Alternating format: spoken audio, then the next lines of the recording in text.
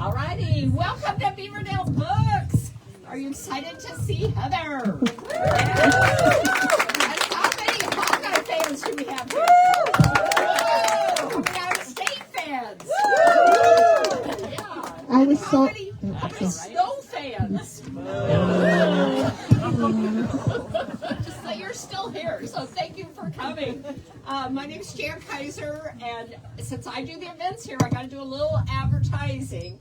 This is our list of events coming up this month, and we are packed full of author events and things happening, including this one. If you're from Des Moines, the Waterbury neighborhood, we have Glenn Dickinson here Monday night at 6:30, and he's going to be talking about the Waterbury neighborhood. This is fascinating history, so just had to put that plug in. It's now my pleasure to introduce two wonderful authors. Tracy Garvis Graves is joining us, author of 10 novels, and of course, Heather. I'm going to let Tracy introduce Heather. Thank you so much for coming. When the event is over, please give me just a few minutes so that I can clear a path, and Heather, and she'll be signing right here, so we'll try to move some of those chairs out. I know there's a lot of people. We'll get you all up here, okay? Thank you. Thanks, Jan. Welcome, everyone. I am so excited to see such a fantastic crowd for Heather tonight. This is going to be so much fun.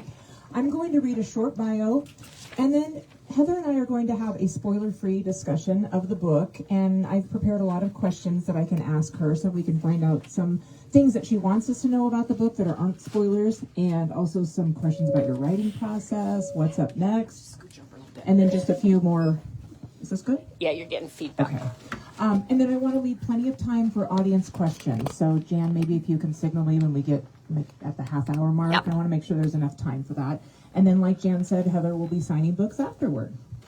And also, Heather is one of my wonderful friends that I am in the Story Society of Iowa group with. And we've been having a lot of fun and doing some Facebook events and some other things. We were at the Des Moines Book Festival. So that's always extra fun when you can moderate for one of your friends. I'm so glad you're here. Okay.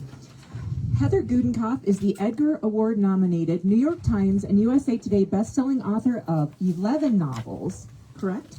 Including The Overnight Guest, Everyone is Watching, and her most recent domestic suspense/thriller, The Perfect Host. Her debut novel, The Weight of Silence, was an instant New York Times bestseller and remained on the list for 22 weeks. Gudenkauf's critically acclaimed novels have been published in over 25 countries and have sold over 2.5 million copies worldwide. Her books have been featured on many best of roundups, including lists by the New York Times, the Washington Post, NPR, Amazon, Apple Books, Goodreads, and more. Her most recent novel, The Perfect Host, was released on Tuesday. Oh, this is going to be so much fun. Yeah, thank you. Thank you, everybody, for being here. So much. Thank you. And thank you, Tracy. This is such a treat to be able to spend time with you. It's my pleasure.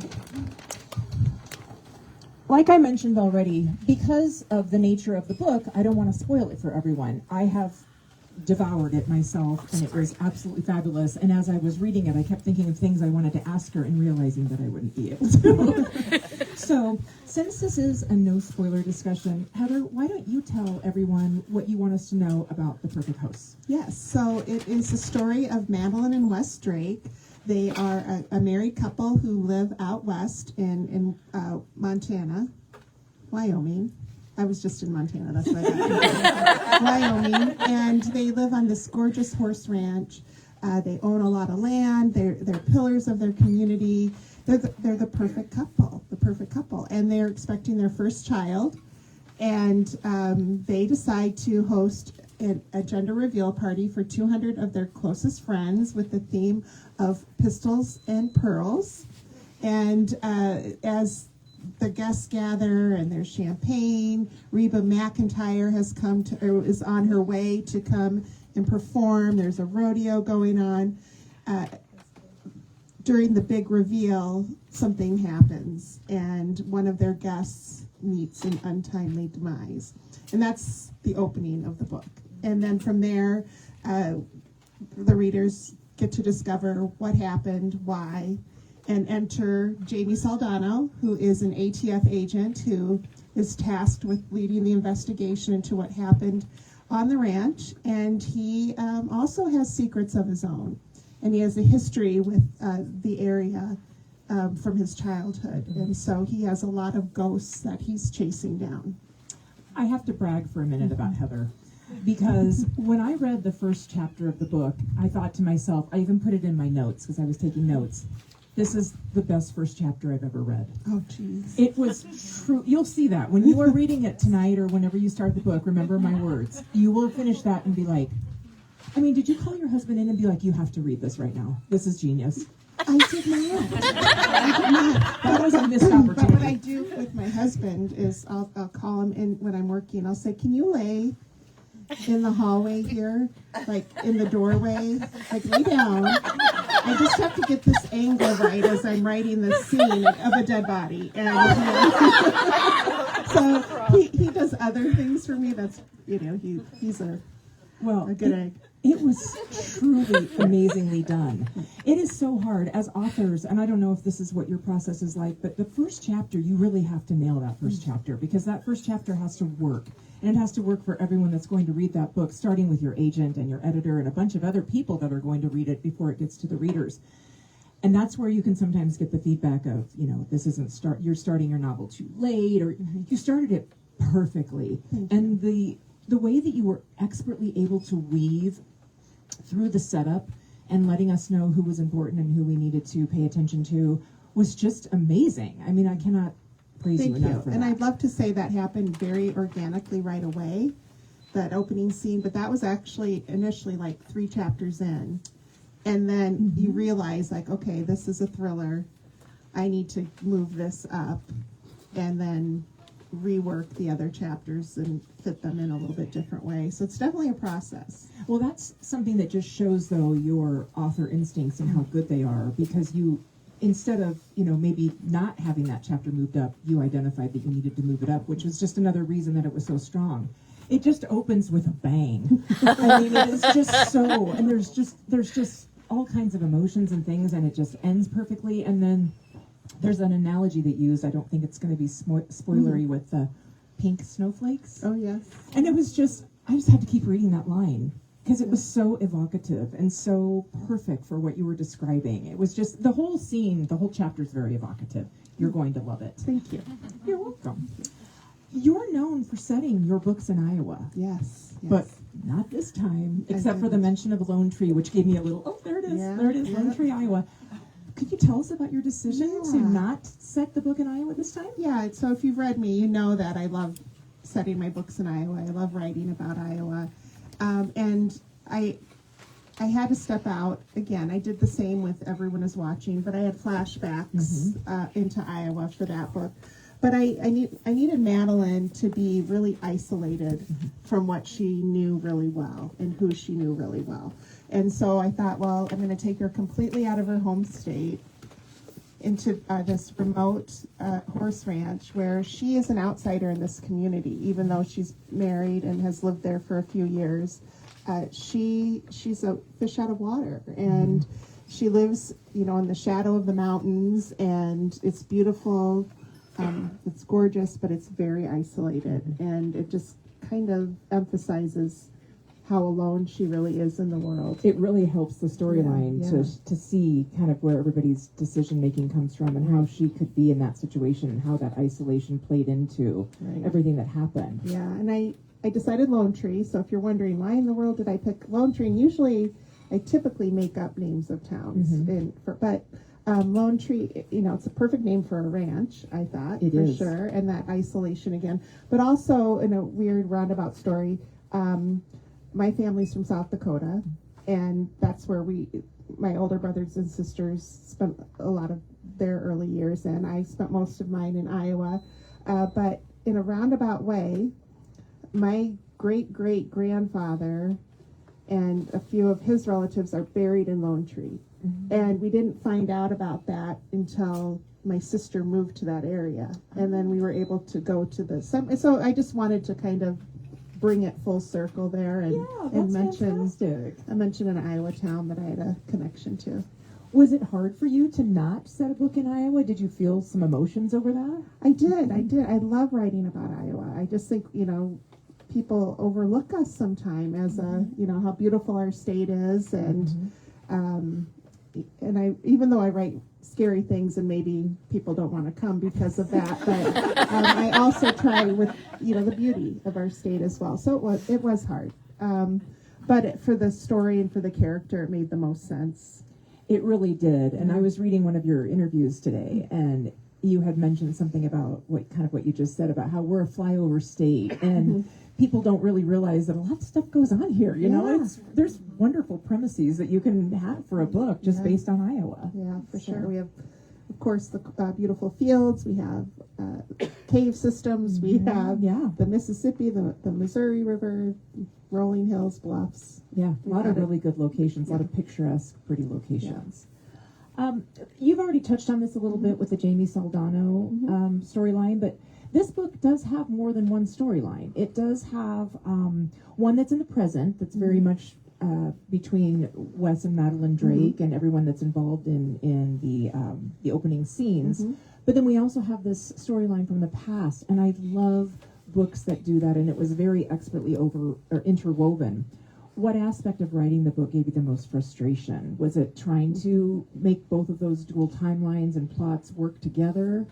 Yeah, that is always a challenge. And I found I really loved the character of Jamie and his story with his sister. Me too. Yeah, and it kept kind of trying to take over the story, and it started to turn into more of Jamie's book, which wasn't a bad thing. No, but the propulsion of the story was the present day, so I had to pull back a little bit. And this doesn't give any spoilers either, but I've always wanted to write a series, and it's not happening. Don't get excited. But I always ask my editor, can I write a series? I want to write a series. So I purposely left this story open-ended a little bit, just in case it might happen. Yeah. There's something so inherently performative about gender reveal parties. They're about showing the world your perfect life, which ties in perfectly with your title.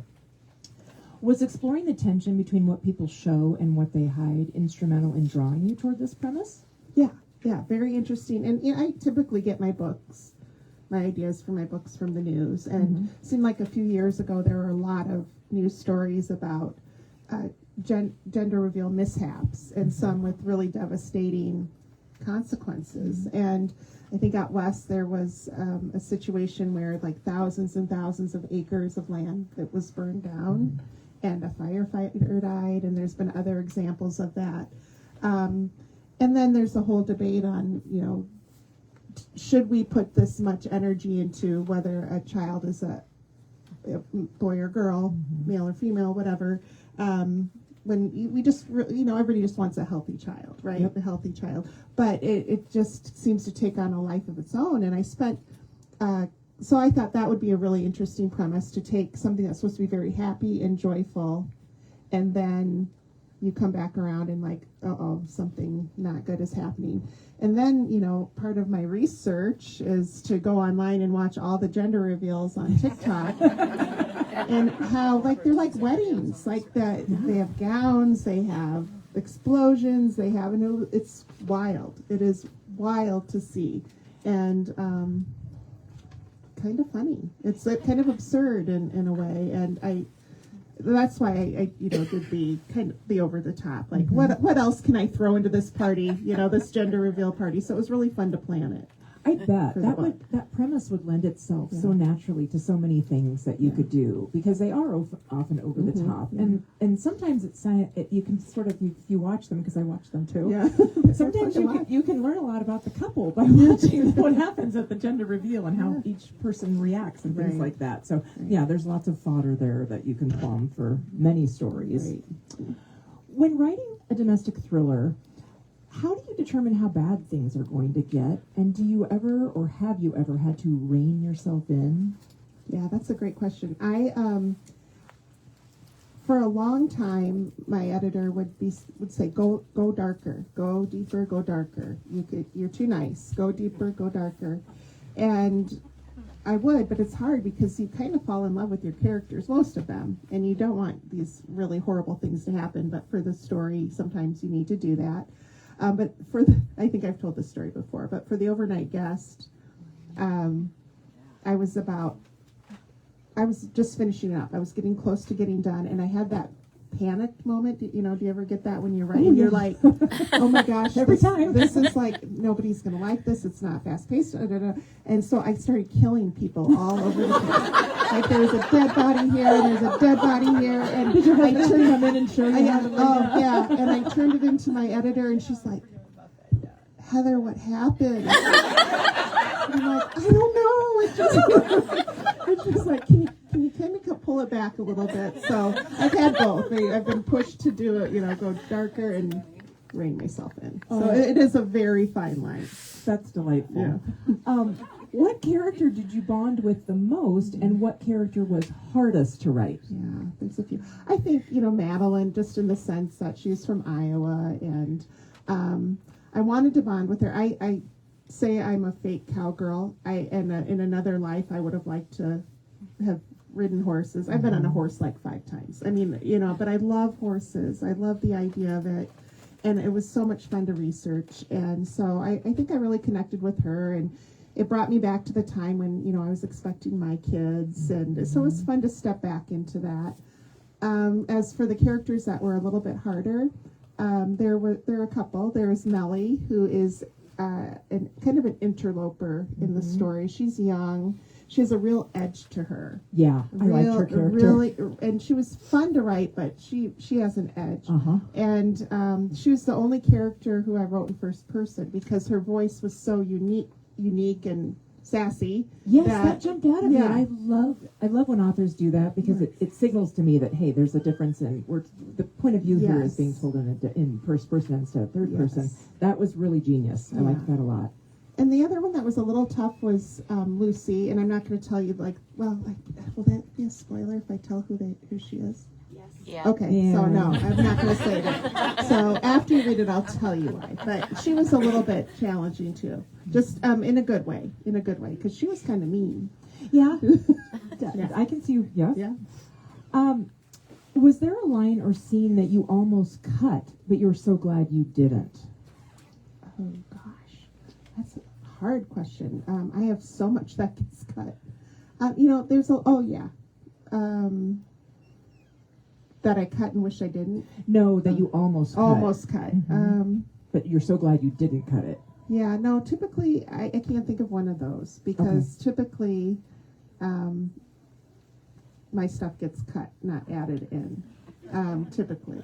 Are you a pare down your word count after or add to as you're revising? Add to. Okay, I'm an add to too. So anything that's already there is probably going to stay. Yeah, and if it does get cut, that can be hard. I mean, that always is hard, especially if you are an add to. Yeah, And you're going to have to add to it, and then you pull things away. There's a lot of backstory to Jamie's story that was in the original draft that ended up from when he was younger that just didn't lend itself to the pacing of the story that had to go. But it just, I was sad to see it go because it gave readers a chance to get to know him a little better. I think you still did that really, really well with what was left because I connected to him very strongly. I was empathetic immediately, and I really liked his character. Thank you.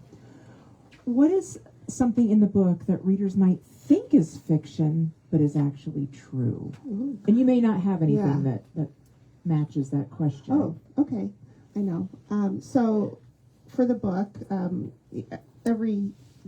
just about every year, my husband and I go out west just for an anniversary vacation. And I always like to stop at this particular horse ranch trail riding place in South Dakota. And I'll go on a trail ride, pretend I'm a cowgirl. And the wrangler there, and they call themselves wranglers, she was wonderful. So she gave me all the ins and outs of raising horses, and I could ask her a million questions, and she gave me her email and her phone number, so I was able to connect with her. But several of the horses in the book, that's their real name. The real name of the horses I was able to ride on the trail. So Isn't that fun? Yeah, It's kind of yeah. like honoring the person that helped you with the research, and then you can tell them, hey, I named a character or something. Blackjack and Maze were both horses that. I love that. Yeah, That's so what it was fun. I would have thought you were a horsewoman. Is that the proper term? Horse girl, horsewoman, horsewoman? I would have. I felt like everything read so natural. I'm like, Thank you. has Heather been on a horse a lot? I didn't Well, know that about her. Like 5 times maybe. Yeah. That's a testament to your research, Well, because I thank you. really was like, did Heather Thank you. like jump horses when she was little, or show horses or No, something? I would have loved that. No, I there was a period in my marriage while I was writing that I said, we have to get a horse. And he's like, where are we going to put it? We live in the city. Okay, we'll worry about that later. We just need to get the horse for me right Yeah. now. What is something about your writing process that's completely ordinary to you, but might surprise readers? I think maybe for me, for when I write, I go to different places depending on whatever draft I'm working on or what part of the manuscript. So for the brainstorming, I usually do it in a notebook, so I can do that anywhere. I'll have my notebook and I'll brainstorm my ideas. For the actual writing, I have the hardest time of sitting at my desk and composing. Like, I have my little desk in my little room and I have a bigger monitor. I get so distracted by everything else I need to do, like checking email, the Iowa Hawkeye game or something, and so I really have to remove myself, which is crazy because my kids are grown, we're empty nesters, that we have this quiet home, but I'll go to the library. I'll go to the library and write, or to a coffee shop where I can just get my draft down. That's been the most effective for me. And then when I go into the revision, then I'm at my desk when I can see it larger on my screen and I can cut and paste and move things around that way. How many drafts do you typically do before you have your completed manuscript that you turn in to your agent? Or do you turn in early drafts to your agent? It depends on the project, but yeah, at times I'll turn in like the first 30 pages to my agent or even my editor and or early readers. And so typically I'll do like 2 revisions before I turn it in, and then my brain is like ready to explode, and I feel like I can't tell what's good and not good. I'm like, I have no idea what this is. I don't know. So I need those outside eyes, and then my editor will come in, and then we'll probably do 2 more drafts after that. So you'll get feedback from them, and then you'll Yes. go back in and do some tweaking. And then again, Yeah, I know what you mean about that, getting to the end and you're just so tired of your own words. Yeah. Because you've been with them for months and months and months and months, and it gets really tricky. Right, yes. If your book had a deleted scene or a secret epilogue that only you knew about, what might happen in it? And that might be too spoilery to answer, so don't feel like you have to. Yeah, well, I think we'd come back to Jamie's story. I think for sure that would have a little more closure for his story. I would love to read that. Yes, I think that would be what I would do. And then also with that, there's a couple final scenes. A continuation of that other final scene would be interesting as well. Yeah, I'm going to not even talk about that. I want to, but I'm not going to talk about that. I'm just going to, we're going to go right on by that. We're going to get into some lighter questions now. Okay. How are we doing on time? Good. Okay, we got about 9 minutes. I didn't find a playlist for the book. I do have a playlist. I just didn't tell anybody yet. I do have a playlist. Well, good. Then this will be a great question. Okay, I need to put that out there. Okay, well, what song absolutely needs to be on it, since you have one? So anything by Reba, because she's coming to the party. Yeah, I hope Fancy's on there. Yeah, I think it is. Yeah, it is. And then, I'm terrible because I don't have it in front of me. Shabuzi's, like The bar song? the bar song. Yeah, I love that and song. there's another one too about that he sings with one of the Cyrus people. Miley Cyrus' her sister.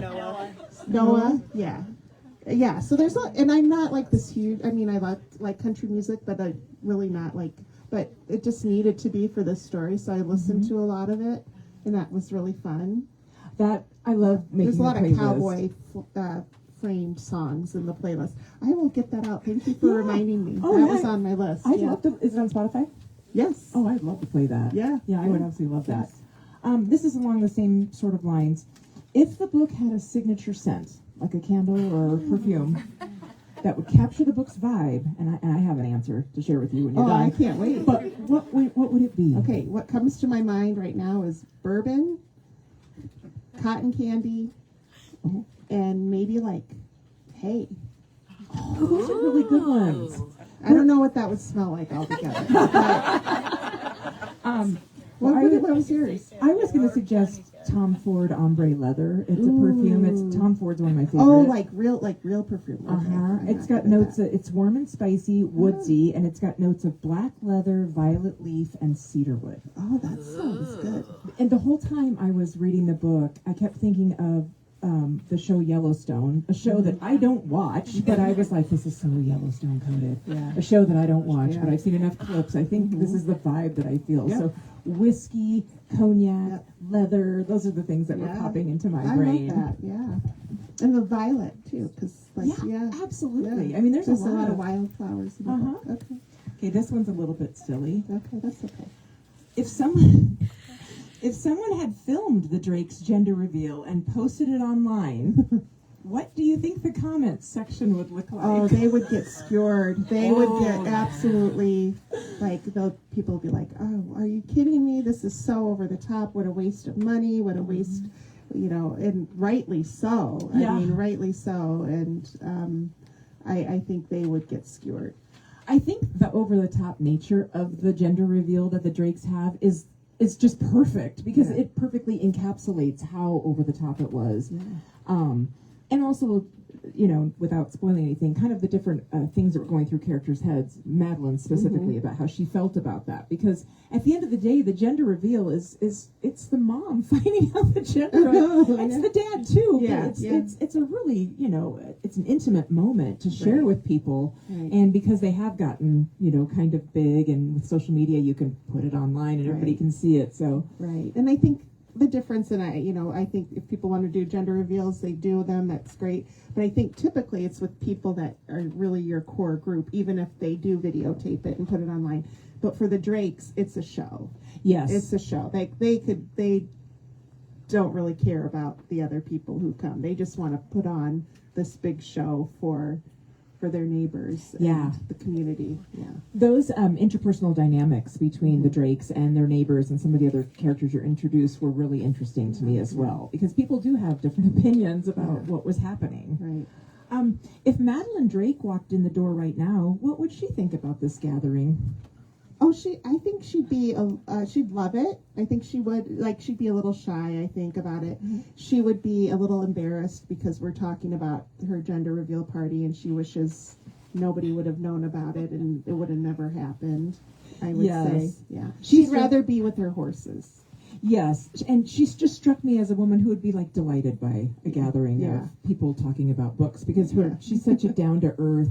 I just really like her, and it's so much easier to get sort of to fall into a book when you connect with the character and you like them. Okay, this is the last question I have, although there may be a couple more if there's anything that I think of that I want to ask. But what's up next for you? Can you tell us anything about your next book? Yeah, I've got a couple things. For those of you who follow the Killer Author Club, it's an interview series I do with thriller writers Kimberly Bell and Kara Ruda. We interview thriller writers online every other week. So we have somebody named Lee Child coming on Tuesday to the Killer Author Club. But we fangirl. That's really what it's all about. We spend 30 minutes talking with these authors that we love. And we're 3 years in, and we sat down, we were talking, and it's all by Zoom. We, meet by Zoom. We were talking, we're like, you know what? Should we write a book together? Let's write a book together. Ooh. And so we wrote a thriller called Take Back the Night, and it's coming out in a year from now. So that's something fun to look forward to. And then I'm working on my 12th book, untitled right now, but it is set squarely back in Iowa. and I'm really excited about it. Oh, that's Really going to be excited. amazing. What city in Iowa, or did you fictionalize the town? It's fictionalized for sure, but I know I have a map on my website of all my fictional towns where my books are set, and it's very Eastern Iowa heavy. You know, I think you'll notice that just because I live in Eastern. So I'm moving west, so it's more Western Iowa. Nice. Yeah. Is there anything that I haven't asked you, or anything that you'd want the crowd to know about the book before they get ready to dive into The Perfect Host? Yeah, I think, you know, I've had a lot of fun with the gender reveal aspect of the book. It's been really fun to talk about and make fun of it and enjoy, and, you know, this wonky cake on the front. But it's really a story about family. It's about trust. It's about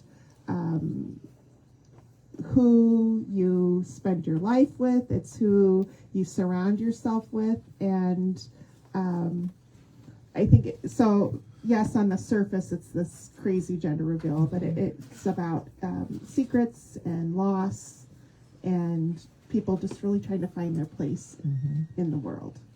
Well, it was just remarkably done. I am so happy. Thank you. That means a lot. Yeah, it just was just really enjoyable, and I think everybody in the crowd tonight is going to be, who, if you've already read it, then you know what I'm talking about, but I think everybody's going to really enjoy it. Thank you. You're Thank welcome. you so much. You're welcome. Okay. Oh, I got done 2 minutes early. It didn't get away from me. We're going to go ahead and start with questions, and I'm going to try to remember to repeat the question with the microphone so everyone can hear it. Does anyone have a question? Yeah. Please tell me Jamie gets his own book. Okay. She wants to know, she says, please tell me Jamie gets his own book. I'm working on it. That's not my next book. But like I said, I ask my editor every time, can this be a continuation? It never quite works out, but I love Jamie. He is one of my favorite characters that I've written, and I would love that. So maybe. That's a great question. Yeah, it is. I won't harass your editor. Yeah, okay, there we go. Send this to the. Yes. Yeah, that's all you got to do. This is your book. But Who else has a question?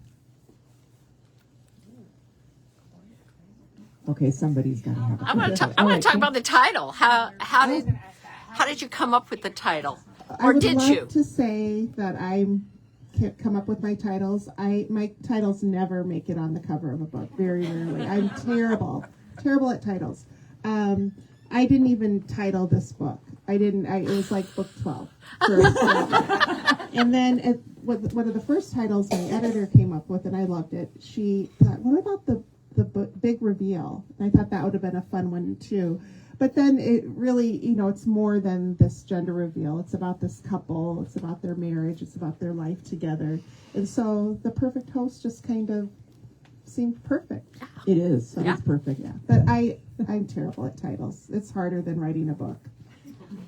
Yeah, and we don't always get to keep them when we come up with them, Right. and they're hard to come up with in the first place. So Right. it's almost just like, just let me know if this Yeah. is going to make it to the finish line, because if it's not, we'll just start Exactly. over right now. Yeah. Yes, exactly. More questions? I'll say, I'll ask both of you. Are any of your books option for movie Netflix? Occasionally, yes, and then nothing ever comes of it. On the Island is finally now, I own the rights again, so, and I will keep them. That's the only thing that's changed, is that I won't sell them this time. That's the only one that I had an open option. What about you? What do you have under It's option? similar. Things come in. It's come and go, and Yeah. it's really fun to think about, but you don't set your heart on it. Yeah, shopping agreements, and Yeah. we're going to do this, and Netflix might want to make us a series instead of a movie this time, and Yeah. I no longer get excited. It's fun to think about. It is. It's really Yeah. fun to think about. Do you pick your cover, or Oh. does someone do that? So for the cover, I have nothing to do with that either. The publisher will oftentimes ask if there are any images or scenes that are really represent the book, and I might share that. But they have an art department that really takes over, and they come up with these beautiful, beautiful concepts, and then they'll share it. And then if I have any feedback, I can absolutely say, this, I love this, I'm not sure about this. I never not love it. I've been really lucky that way. But it's really interesting to know that probably one of the biggest voices in what the cover becomes is from the marketing department, because they know what books are out there and that are doing well, and what trends are out there, and what readers are currently drawn to. Early in my career, all my covers were in the back of somebody, right? Like It was the back of the woman's the head. back of the woman's head. That was really the trend. Yeah. So. You're gonna hold that up. Yeah. So for The Way to Silence, the little girl, the back of the little girl. And then for a few years ago, Everyone Is Watching came out, and the bright pink it's Barbie pink, because there are so many books with pink in it, because that's what everybody was kind of drawn to. So it's really, really interesting in colors, and like for the sprayed edges. Now I don't have sprayed edges, but that's really popular now, and it's really, they look at what readers are grabbing, and then it often goes from there. Okay, being a Hawkeye fan, was your fire marshal, his name that's Ostrenga? So funny. Yes. I have the hard. Okay, the question was, okay, the name of the fire marshal in the book is Ostrenga, right? And so, where did I get that name? I will, here's how I do it. It's either like a Hawkeye name or a WNBA player, or I'll look at my bookshelf and grab the last name of an author, because I'm terrible at names, and I get stuck. And I'm like, I just need to put something in. And I like that name. I thought it was a good name. So, yeah. Those are good eye. Those are good Easter eggs in there, for sure. I thought it'd be too obvious if I named somebody Caitlin Clark, though. Yeah. Maybe a little. That might be a little too Our obvious. friends. Yeah. Okay, is there a question back there? Or am I just putting you on the spot? That might be what I just did. I'll ask a question. Yes. So when you have your own free time to read, what kind of genre, what kind of books do you read, and who? Yeah, I'll read every genre. I love everything.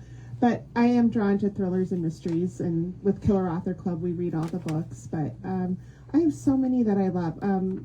Right now I'm loving Samantha Downing. I love her books. She's a mystery thriller writer. Her latest is Too Old for This, and it's about a geriatric serial killer who has to come out of retirement because somebody knocked on her door and is on to her.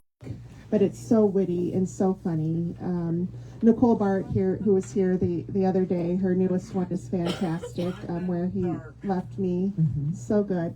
All my sisters from the Society of Iowa, I love catching up with writers that I know as well. I'm a big fan of C.J. Box. Yeah. I was lucky enough we were lucky enough to have him here. I read all those. Louise Penny. I could go on and on and on and on. Do we have another question? There it is, right there. Okay, so you may not be able to answer this one. Okay. Which is your favorite book of all the ones you've written? Yeah, that's hard. Have a So, favorite? what is my favorite book? It's like picking your favorite child. You just don't do that. But I can say, I have three that, besides the one I'm presenting now. I mean, that's always the one that you hope readers love, your latest book. But The Way to Silence was my first book. It was just me and the story. I don't know how you felt with your first book, but it's just you and the story. You have no idea what publishing's like. You don't know that world, and it's just you and the words, and it's special. It's the best, yeah. and you'll never get it back because Yeah. you only write your first novel once. Yeah. In an echo chamber of nothing. Yes. There's no echo. There's just you. Yes, and so that's special in that sense. Not a Sound, which is the story of a nurse who is deafened in an accident and reemerges from her kind of fog of despair a few years after the accident, and she's paddleboarding with her service dog, and they make this kind of gruesome discovery. But that one, there's a lot of Easter eggs in that book that are kind of close to my heart, and so you kind of have to read the author's message to get that. But there's a lot in there that, not the scary parts, oh my goodness, but the little bits of the character's life that was important to me. And then I just really love writing the overnight guest. I just love the different timelines, the different seasons, the three timelines, the 3 characters. So that was really fun to do too. But there's something special about every book.